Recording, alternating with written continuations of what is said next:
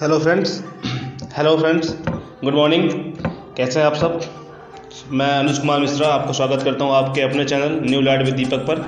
तो आज हम जो डिस्कस करने वाले हैं दोस्तों, आज हम जो यूपी SSC का जो बहुचर्चित एग्ज़ाम है, परीक्षा होने वाली है यूपी लेखपाल की, उसके लिए हम डिस्कस करने वाले हैं दोस्तों। तो हम देखेंगे कि क्या स्ट्रेटजी हमारी रहनी चाहिए मैक्सिमम स्कोर करने के लिए इस एग्ज़ाम में, और इस चैनल के माध्यम से हम आने वाले जो भी दिन, एक महीना बचा हुआ है, तो उसमें हम आपको क्या क्या दे सकते हैं, क्या प्रोवाइड कर सकते हैं, जिससे आपका स्कोर बहुत अच्छा हो जाए। आपका स्कोर 85 प्लस तो कम से कम जाना ही चाहिए, नहीं तो कम से कम 80 प्लस, यानी कि आपका सिलेक्शन आप श्योर कर पाओगे। आप जो भी तैयारी कर रहे हो इस एग्ज़ाम में आपका सिलेक्शन हो जाए। ओके दोस्तों, तो चलो दोस्तों शुरू करते हैं। अब हम कवर करेंगे यूपी लेखपाल की जो रणनीति है, रणनीति पे हम काम करेंगे दोस्तों। तो हमारा जो टारगेट है वो है यूपी लेखपाल अचूक रणनीति अंतिम 1 माह। ठीक है दोस्तों। अब देखिए, मैं हूं अनुज मिश्रा। तो मैंने एग्ज़ाम क्लियर किया है वीडियो 2018, और मेरा जो टारगेट है इस एग्ज़ाम में 85 प्लस। तो हम कैसे 85 प्लस स्कोर कर सकते हैं वो हम इसमें देखेंगे। तो दोस्तों सबसे पहले हम ये देखने वाले हैं कि 85 करने से पहले हमारा जो सिलेबस है वो क्या है, और सिलेबस को हम कैसे इसमें कवर करेंगे, जो कि सिलेबस में ज़्यादा कुछ दिक्कत वाली बात नहीं है। तो आइए देखते हैं हम इसमें सिलेबस क्या है। तो देखिए, जो इसमें परीक्षा जो पैटर्न है, यहाँ पर आपको 100 प्रश्न यानी 100 प्रश्न आपको पूछे जाने हैं, और आपको जो समय मिलेगा दोस्तों वो मिलेगा 2 घंटे। तो 2 घंटे में आपका 100 प्रश्न हल करने हैं, जो कि समय की कोई यहाँ पाबंदी नहीं है, समय बहुत है। 2 घंटे 120 मिनट में आपको 100 प्रश्न हल करने हैं। तो 120 मिनट बहुत ठीक ठाक टाइम आपको दिया गया है इस एग्ज़ाम में। और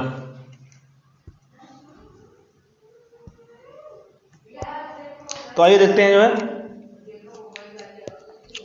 यहाँ पे जो है आपका जो सबसे पहला जो सेक्शन है वो आपका देखिए, सब 4 सेक्शन में बांटा गया है। सब में 25-25 प्रश्न आने हैं। तो जो सबसे पहला है वो सामान्य हिंदी, इसके 25 प्रश्न पूछे जाएंगे। उसके बाद है गणित के 25 प्रश्न। उसके बाद सामान्य ज्ञान यानी जनरल, जो भी आपका GS है, जीके है, जीके से 25 प्रश्न आएंगे, प्लस इसमें करंट अफेयर भी शामिल होगा। और देखिए, सबसे जो महत्वपूर्ण जो डिसाइडिंग फैक्टर रहने वाला है इस एग्ज़ाम में, वो है हमारा ग्रामीण परिवेश और ग्रामीण सुधार। ठीक है। तो ग्राम विकास एवं ग्रामीण परिवेश, जो भी हमारा जो सब्जेक्ट है, वो 25 प्रश्न यहाँ पे देखेंगे। वो सबसे इंपॉर्टेंट यानी डिसाइडिंग फैक्टर रहने वाला है आपके सिलेक्शन में। ठीक है दोस्तों। तो ये रहा परीक्षा आपका पैटर्न। ठीक है दोस्तों, तो आपका ये रहा परीक्षा पैटर्न। आपको मिलेंगे 100 प्रश्न, 2 घंटे में आपको ये सॉल्व करना होगा। इसके अलावा आपको 25-25 प्रश्न यहाँ पे हर एक सेक्शन से पूछा जाएगा, जिसमें आपका हिंदी, गणित, सामान्य ज्ञान और आपका ग्रामीण परिवेश। ठीक है दोस्तों। चलिए देखिए दोस्तों, आगे हम कवर करते हैं कि हम देखते हैं इसका सिलेबस, डिटेल सिलेबस देखते हैं दोस्तों। देखिए, डिटेल सिलेबस हम देख रहे हैं दोस्तों। तो देखिए, यहाँ पर क्या है कि 1/4 की निगेटिव मार्किंग भी है, यानी कि अगर आप 4 प्रश्न गलत करते हो तो आपका 1 अंक जो मिलने वाला है सही प्रश्न का, वो काट लिया जाएगा। तो 1/4 की निगेटिव मार्किंग बहुत इतनी ज़्यादा नहीं है, क्योंकि मिनिमम इतना रहता ही है। अदरवाइज अन्य एग्ज़ाम में, रेलवे के एग्ज़ाम में 1/3 रहता है। और यूपी SSC का भी जो एग्ज़ाम हुआ था वीडियो, जिसमें मैं क्वालिफाई था, उसमें जो निगेटिव मार्किंग थी 2018 वाले एग्ज़ाम में, वो हाफ की थी, यानी कि आपका 2 प्रश्न गलत करने पर 1 सही अंक काट लिया जाएगा। तो यहाँ पे जो इस एग्ज़ाम में तो निगेटिव मार्किंग उतनी नहीं है, लेकिन फिर भी आपको क्वेश्चन देख करके ही हल करने चाहिए। हर प्रश्न पे आपको सबसे पहले हम ये देखेंगे कि इसमें हिंदी का पाठ्यक्रम जो है आपका, उसमें क्या क्या आने वाला है। देखिए, सबसे पहले दोस्तों जो हिंदी है उसमें देखिए पूछा जाएगा आपका समास। ठीक है, समास। उसके बाद पर्यायवाची, विलोम शब्द, तद्भव तत्सम, संधि, वाक्यांशों के लिए एक शब्द, त्रुटि से संबंधित कोई प्रश्न आएंगे, वर्तनी शुद्धि कैसे हम कर सकते हैं सही, काल कितने प्रकार के होते हैं, काल से संबंधित आपको प्रश्न पूछे जाएंगे, कारक से संबंधित जो 8 या 9 है कारक, वचन मैंने एक वचन, बहुवचन, द्विवचन जो भी होता है वहाँ पे वचन संबंधित, लिंग यानी कि आपका स्त्रीलिंग पुल्लिंग कैसे बनाते हैं ये हम देखेंगे, पुल्लिंग को स्त्रीलिंग कैसे बनाते हैं ये देखेंगे। उसके बाद वाक्य संशोधन और आपका लोकोक्ति, मुहावरे, अनेकार्थी शब्द यानी एक ही शब्द के अनेक अर्थ हो सकते हैं। उसके बाद अपठित गद्यांश यानी जो पैसेज आता है, पैसेज संबंधित यहाँ पे प्रश्न होंगे, और वाक्यांशों के लिए एक शब्द निर्माण। ये आपके सारे सिलेबस है। तो सबसे पहले आएगा समास। समास के बाद आपका आएगा पर्यायवाची, उसके बाद विलोम, फिर उसके बाद यहाँ पर तद्भव तत्सम, संधि, वाक्यांशों के लिए एक शब्द, समास, पर्यायवाची, लोकोक्ति और मुहावरे, वाक्य संशोधन, लिंग, वचन, कारक, काल, वर्तनी शुद्धि और त्रुटि संबंधित प्रश्न, अनेकार्थी शब्द एवं अपठित गद्यांश पर आधारित प्रश्न। यानी जो पैसेज आएगा वहाँ से 2, 4 या 5 प्रश्न आपको एक हिडन पैसेज मिलेगा, यानी आपको पद्यांश या गद्यांश दिया जाएगा, गद्यांश से आप डायरेक्ट उसी से प्रश्न पूछे जाएंगे। तो ये आपके जो टॉपिक है, बहुत बड़ा टॉपिक, सिलेबस हिंदी का नहीं है, 25 प्रश्न यहाँ से आएंगे और मैं ये कहूँगा कि आप इसको 25 प्रश्न आराम से तैयार कर सकते हैं, कोई दिक्कत नहीं। अब हम दोस्तों देख रहे हैं आपका गणित का सिलेबस। देखिए गणित के सिलेबस में क्या क्या यहाँ पे है, हम ये देखेंगे। देखिए जो गणित का आपका सिलेबस है उसमें देखिए सबसे पहले संख्या पद्धति यानी नंबर सिस्टम। तो नंबर सिस्टम में दोस्तों क्या क्या आता है, आपका यूनिट डिजिट निकालना, डिविजिबिलिटी रूल्स में आती है, विभाज्यता का नियम आता है और इसमें इसी के अंतर्गत बहुत सारे प्रश्न एलसीएम, एचसीएफ यानी कि महत्तम समापवर्तक और आपका लघुत्तम समापवर्तक इसी में आपका अंतर्गत आता है। तो नंबर सिस्टम में नंबर से रिलेटेड जो भी चीज़ें आती हैं वो नंबर सिस्टम के अंतर्गत आती हैं। उसके बाद आपका परसेंटेज, प्रॉफिट लॉस यानी कि लाभ हानि। उसके बाद ये आपका कुछ डेटा दिया जाएगा आंकड़ों पर, सांख्यिकी यानी स्टैटिस्टिक्स हम देखेंगे, बारंबारता, इसमें बारंबारता बंटन या सांख्यिकी के अंतर्गत जो भी चीज़ें आती हैं, सारा डीएन, संचयी बारंबारता और आंकड़ों का निरूपण। फिर उसके बाद पाई चार्ट वगैरह इसमें आ जाते हैं, यानी कि आपका डीआई का सेक्शन आ जाता है। फिर आयत चित्र, बारंबारता, बहुभुज यानी इसी में आएगा, केंद्रीय माप, समांतर माध्य, माध्यिका एवं बहुलक, यानी कि ये आपका आ जाएगा पूरा इसके अंतर्गत, सांख्यिकी के अंतर्गत, सांख्यिकी के अंतर्गत। ठीक है दोस्तों, तो सांख्यिकी के अंदर ये सब चीज़ें आती हैं, यानी इसमें नंबर सिस्टम आपका रहेगा, कुछ परसेंटेज और लाभ हानि रहेंगे। इसके बाद आपका बारंबारता जो होती है, अलग अलग आंकड़ों का वर्गीकरण एवं बारंबारता से संबंधित पूछे जाएंगे प्रश्न। इसके बाद आपका पाई चार्ट वगैरह से प्रश्न आ सकता है, डीआई से प्रश्न आएगा, बहुभुज से प्रश्न रहेंगे और आपका सांख्यिकी के अंतर्गत माध्य, माध्यिका, बहुलक, ये केंद्रीय माप जो होती हैं तीनों, इनसे प्रश्न आने की संभावना है। ठीक, तो अब देखते हैं हम सामान्य ज्ञान का क्या है सिलेबस दोस्तों। तो देखिए दोस्तों क्या है कि सामान्य ज्ञान के अंतर्गत यहाँ पे देखिए सबसे पहला जो दिया है सामान्य विज्ञान, तो इसको हल्के में नहीं लेना क्योंकि सबसे पहले यही दे दिया है सामान्य विज्ञान। तो सामान्य विज्ञान में दोस्तों ज़्यादातर आपको बायोलॉजी से ही प्रश्न आते हैं और केमिस्ट्री से प्रश्न यहाँ नहीं पूछे जाते, तो कुछ फिजिक्स और कुछ बायो और हल्का फुल्का आप केमिस्ट्री देख सकते हैं ल्यूसेंट की बुक से। उसके बाद आपका राष्ट्रीय और अंतर्राष्ट्रीय घटनाक्रम यानी कि आप करंट अफेयर, लास्ट 6 महीने या 8 महीने करंट अफेयर आपको तैयार करना है, बहुत इंपॉर्टेंट रहेगा। उसके बाद भारतीय इतिहास, आप लूसेंट इसके लिए, और भारतीय राष्ट्रीय आंदोलन, आप लूसेंट की बुक पढ़ना है, इसके आप बहुत बेनिफिशियल आपको रहेगा आपके लिए। आप लूसेंट की जो बुक है उसको आप पढ़ते ही हो, कई बार पढ़ते हो, तो आप उसको एक बार गो थ्रू कर जाइएगा। उसके भारतीय राज्यव्यवस्था, लूसेंट काफ़ी है। अर्थव्यवस्था के लिए इक्का दुक्का प्रश्न आएंगे, अर्थव्यवस्था से उतना इंपॉर्टेंट नहीं है। विश्व भूगोल और जनसंख्या, देखो जहाँ पे जो जनसंख्या शब्द है, ये जनसंख्या यानी कि जो सेंसस आपका है 2011 जनगणना, तो जनगणना जो है आपका वो इसमें भी काम आएगा और ग्रामीण परिवेश वाले में भी आपको तैयार करना है, तैयार करके जाना ही है। ठीक है, और सामान्य विज्ञान के जो जहाँ विज्ञान पढ़ना है उनके कुछ प्रश्न दैनिक जीवन संबंधित रहेंगे और इस पर बहुत ज़्यादा जो है आपको मास्टरी हासिल नहीं करनी, यहाँ पे साफ साफ लिखा गया है। ठीक है, और जो प्रश्न आजकल प्रीवियस ईयर पेपर पूछे जाते हैं वो तैयार कर लेना, सामान्य विज्ञान में इतना काफ़ी रहेगा। ठीक है दोस्तों, और इतिहास के अंतर्गत क्या क्या आ जाएंगी, आर्थिक, सामाजिक, सांस्कृतिक, राजनीतिक, ये सारी चीज़ें, इस पर ध्यान देना होगा आपको। देखिए ये स्पेशली इसके नीचे जो दे दिया है, यही सेम चीज़ आपको यूपी के लिए पढ़ना है। ठीक है, तो विश्व का भूगोल और भारत का भूगोल, इतिहास और जो भी साइंस तो छोड़ दीजिए, इसके अलावा जो आपका जनगणना, तो आपको यूपी का सेंसस जो है 2011 जनगणना और आपको इंडिया का सेंसस, इंडिया सेंसस 2011 जनगणना, ये दोनों तैयार करना है यहाँ पे। इसलिए ये देखिए साफ साफ मेंशन इन्होंने किया हुआ है। ठीक है दोस्तों, तो क्या किया हुआ है देखो यहाँ पे दोस्तों, इन्होंने क्या हुआ है कि इसमें आपकी सामान्य जानकारी की परख होगी, जिसमें भूगोल में भौतिक परिस्थितिकी, आर्थिकी, सामाजिक, जनांगिकी मतलब वही हो गया डेमोग्राफी की चीज़ें, जनगणना संबंधित चीज़ें, इस पर विशेष बल दिया जाएगा। और ये जो भी चीज़ें हैं इसमें विशेषता उत्तर प्रदेश के परिचय में अवच्छित हैं। तो यानी यूपी के जीके, यूपी की चीज़ें सारे आपको पढ़ के जाना है ज़्यादातर। देखिए मैं कहूँगा इस एग्ज़ाम में आप इंडिया से ज़्यादा यूपी की चीज़ें पढ़ के जाइए, आपका सिलेक्शन कन्फर्म होगा। और एग्जाम में तो नहीं, लेकिन लेखपाल का जो एग्ज़ाम है ये ग्रामीण परिवेश की जॉब है, तो यहाँ पे आपको यूपी के बारे में सब कुछ पता होना चाहिए लगभग। तो ये आप पढ़ोगे तो आपका करीब, मैं तो ये कहूँगा कि अगर यूपी जीके और यूपी सेंसस और यूपी का बजट इतना आप पढ़ के जाते हो तो आप 20+ नंबर, आप जो 50 नंबर की जीके और ग्रामीण परिवेश 50 नंबर आने वाला है, उसमें से 20 नंबर तक आपको यहीं से देखने को मिलेगा। और बाकी जो 30 नंबर है आपको, उसके लिए लूसेंट आपको पर्याप्त बुक है, आप वहाँ से पढ़ सकते हो। ठीक है, ओके दोस्तों, चलिए अब देखते हैं हम आगे। अब हमारा जो चौथा है आपका है ग्राम्य समाज एवं विकास।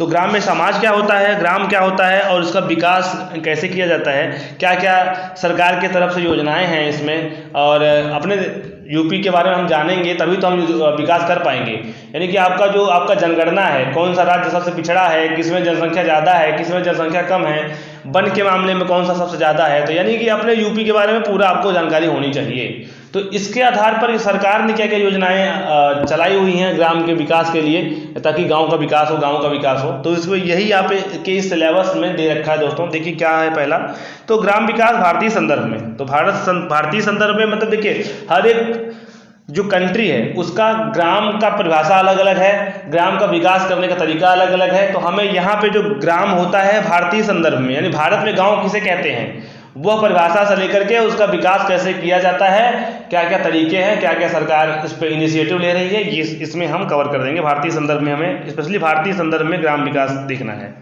और ग्राम विकास कार्यक्रम यानी कि क्या क्या प्रोग्राम चलाए जा रहे हैं इसको सुधारने के लिए, ग्राम विकास में क्या क्या योजनाएं हैं इसमें आपको, ठीक है, और प्रबंधन कैसे किया जा रहा है इस चीज़ का, अगर किया जा रहा है तो इसमें शोध प्रणाली क्या क्या है, क्या क्या सुधार किए जा रहे हैं इसमें। उसके बाद ग्रामीण स्वास्थ्य योजनाएं क्या क्या हैं, यानी गाँव में स्वास्थ्य को के संबंधित स्वास्थ्य को देखते हुए क्या क्या योजनाएं चलाई जा रही हैं, एवं ग्रामीण सामाजिक विकास, ग्राम में विकास और भूमि सुधार। ठीक है, ये सारी चीज़ें तो जो पहले ही हैं। आपका भूमि सुधार मतलब जो लैंड रिफॉर्म होता है जो 1950 के आसपास यूपी में आया था, तो उस पर क्या क्या चीज़ें आप क्या क्या चीज़ें उसके अंतर्गत हैं। उसके बाद त्रिस्तरीय पंचायती राज व्यवस्था, आप ये जानते हैं कि जो बलवंत राय मेहता कमेटी थी, बलवंत राय मेहता, इसने त्रिस्तरीय पंचायत बनाने की व्यवस्था करी थी, फर्स्ट सेकेंड थर्ड। ठीक है, तो 3 स्तर पे इसमें आपको बांटा गया है, पहला जिला है, दूसरा ब्लॉक और आपका ये तीसरा नंबर गांव है, ठीक है, विलेज है। तो 3 स्तर पे इन्होंने बांटा था। तो वही त्रिस्तरीय पंचायती राज व्यवस्था देखनी है और ग्राम केंद्र एवं राज्य सरकार की ग्राम विकास से संबंधित योजनाएं। इसका मतलब क्या है दोस्तों कि सरकार के क्या क्या इसमें इनिशिएटिव चल रहे हैं। सिर्फ इसमें जो है सिर्फ गाँव के नहीं, जो केंद्र सरकार है उसकी भी क्या क्या योजनाएं हैं उसको भी हमें यहाँ पे शामिल करना पड़ेगा दोस्तों, ठीक है ना। तो केंद्र तथा राज्य से संबंधित आपका विकास से संबंधित योजनाएं, उसके बाद आपका हो गया ग्राम विकास भारतीय संदर्भ में, उसके बाद ग्राम विकास कार्यक्रम, ग्राम विकास योजनाएं एवं प्रबंधन, ग्राम विकास शोध प्रणालियाँ और स्वास्थ्य योजनाएं, ग्राम विकास। यानी कुल मिला के देखिए इसमें क्या आपको फोकस करना है, इसमें आपको योजनाओं पर ध्यान देना है, चाहे वो केंद्र सरकार की योजना रही हो या फिर राज्य सरकार यानी यूपी की जो योजनाएं अब तक करीब जब से ये 8-10 साल के अंतर्गत जितनी भी योजनाएं आपको ग्राम को सही करने के अंतर्गत आई हैं, यानी गांव को कैसे सुधारा जाए, गांव में कैसे डेवलपमेंट किया जाए, गांव का विकास कैसे किया जाए, समाज का विकास कैसे किया जाए, तो केंद्र सरकार की योजनाएं प्लस राज्य सरकार की योजनाएं दोनों को हमें इसमें कवर करना है।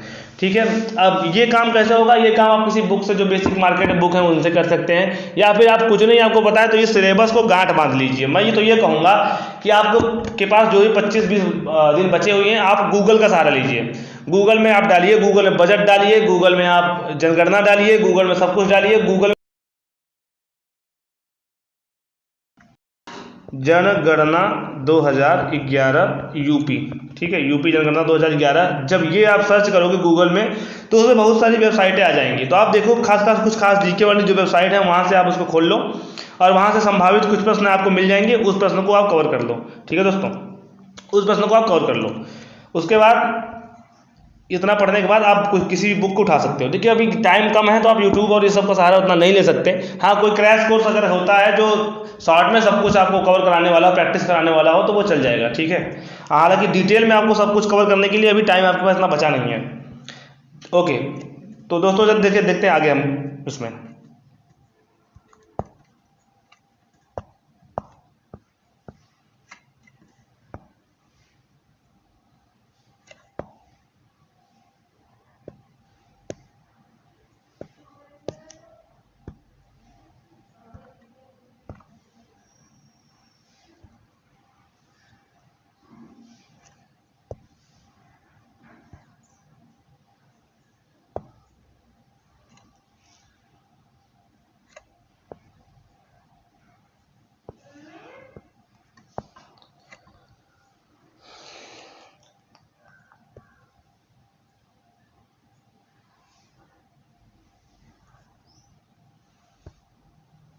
तो देखिए दोस्तों, आपकी सहायता के लिए मैं आपके इस अपने चैनल पे, जो कि आपकी बहुत भारी डिमांड थी दीपक, कि इसका कोई क्रैश कोर्स टाइप शुरू किया जाए, क्योंकि अभी पूरा सिलेबस कवर करने के लिए तो समय उतना बचा नहीं है। तो मैं आपके इस चैनल पे करीब 28 डेज या 1 महीने के अंदर आपको जो अब मेरा दीपक सर न्यू लाइट विद दीपक नाम से एक प्ले स्टोर पर जो एप्लीकेशन बना हुआ है, तो वो एप्लीकेशन आप बन के रेडी हो गया है, वो आप उसको डाउनलोड कर सकते हो। तो आप उस एप्लीकेशन के माध्यम से, और कुछ आपको क्लासेस यूट्यूब पर भी मिलेंगी, तो ये फ्री आपका एकदम क्रैश कोर्स मैं आपका 28 दिन जो है आपको लगभग 1 महीने के लिए कवर करने वाला हूँ, यूपी लेखपाल का क्रैश कोर्स। और इसमें हमारा जो टारगेट रहेगा दोस्तों वो रहेगा 85+। तो कैसे हम 85+ स्कोर कर सकते हैं, तो आइए हम इसमें देखते हैं। ठीक है, तो ये जैसे हमने आपको बताया, आपको सिलेबस की पूरी स्टडी करनी है, आपको सिलेबस से बाहर नहीं जाना है। जो सिलेबस में आपको सब कुछ मेंशन कर रखा है, आपको उसको ही फॉलो करते हुए जो भी आपके पास रिसोर्सेज या मटेरियल हैं, अभी भी आप उसको आप रिवीजन पे आप ज़रा फोकस करिए और आप साथ में प्रैक्टिस करते रहिए, तो आप 85+ आराम से स्कोर कर सकते हैं। तो आप अगर क्रैश कोर्स से आप जुड़ना चाहते हैं तो हमारा एप्लीकेशन आप डाउनलोड कर सकते हैं। देखिए उसके बारे में आगे बताते हैं आपको। तो देखिए जो ये हमारा एप्लीकेशन है न्यू लाइट विद दीपक, ये अब बन के इस तरीके से दिखता है यूट्यूब पे, उस पर प्ले स्टोर पे आप ये बन के तैयार हो चुका है, न्यू लाइट विद दीपक के नाम से है। अब आप इसको प्ले स्टोर से डाउनलोड कर सकते हैं। उसके बाद आपका जो ये मैं कोर्स जो क्रैश कोर्स है आपका 1 महीने का, लगभग नॉमिनल से फीस आप फ्री ही कह सकते हो आप, उसमें कुछ भी नहीं है चार्ज ज़्यादा। तो उसके बेसिस पे मैं आपको ये कोर्सेज जो है बहुत जल्द 1 महीने के अंदर अगर आप जुड़ते हो तो मैं आपसे ये श्योर करूंगा कि यदि आपका 60 नंबर आ रहा होगा तो मैं 80 लाने का प्रयास करूंगा। ठीक है, तो अगर आप मेरी स्ट्रेटजी और मुझे आप फॉलो करते हो तो आप 60 के एग्ज़ाम में आप 80 लेके आओगे, अगर आप 70 लेके आते हो तो आप 85+ लेके जरूर ही आओगे। ठीक है दोस्तों, तो आप जुड़े रहिए इस चैनल के माध्यम से, और जो है आप इस एप्लीकेशन को आप प्ले स्टोर से डाउनलोड कर लीजिए। आपके जो दीपक सर हैं उनकी बहुत मेहनत है इसके पीछे, तो आप डाउनलोड कर लें इस एप्लीकेशन को। तो ओके दोस्तों, टाटा बाय बाय, ख़त्म। Good bye and good boy.